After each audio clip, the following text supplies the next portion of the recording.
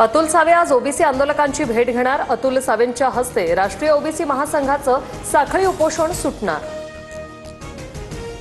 मराठा समाजाला आमच्या ताटातून काहीही मिळालेलं नाही, आमचं ताट सुरक्षित आहे। मराठा आरक्षणाच्या जीआरवर बबनराव तायवाडेंची प्रतिक्रिया।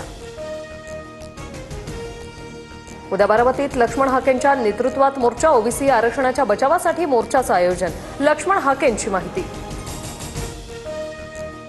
जीआरमधील काही शब्दांवरून संभ्रम, कागदपत्रांची जुळवाजुळव सुरू। सोमवार मंगळवारपर्यंत कोर्टात जाणार भुजबळांची माहिती।